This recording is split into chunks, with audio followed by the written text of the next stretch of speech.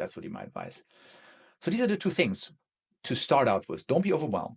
Again, it's good to start, because one thing you'll notice when you eat in this pattern, you should not be hungry throughout the day. You should not have massive spikes in insulin and massive drops. You should not have any issues with cravings like in the afternoon, like for snacks and all these kind of things. This should really go away. Second thing is you have more energy because your protein content goes up, you're eating more regularly, you are eating at good times, and you're having time between your meals when you don't eat. So your total calories will be less for the day than you're probably eating right now if you're overweight, right? But also with the schedule, it's actually very easy to prepare healthy foods.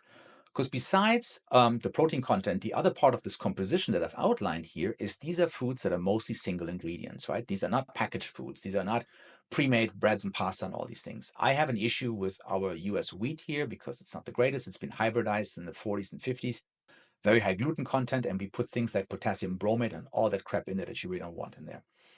So cutting out baked goods is a good idea in my opinion. What I do, and as I mentioned in here, what I'm eating right now is rice cakes. That's not for everybody. If you find a good bread, like an einkorn bread, or you can get a sprouted bread, Ezekiel is one example. If you like that, that's fine. You can have 1 or 2 slices of that throughout the day, like one in the morning, one for lunch, for example, no problem. I just find that in general, all these grains, they cause some issues. Again, they put other stuff in that I don't like, and it's not really conducive for weight loss. So as best as you can cut them out, the better. If you have a very good bread, like I said, a couple of slices a day is fine. But again, with this composition, most of these components are single ingredients. If you have fruit, like I mentioned, the frozen blueberries and strawberries for the protein shake, I would get those organic. Every fruit that's not organic is sprayed heavily with glyphosate and other things they put on there, pesticides, herbicides, whatever. Hard to wash off, especially when it's berries, you really can't. So it's best to get those organic. A bit more expensive, but if you get it frozen, it's actually not so bad.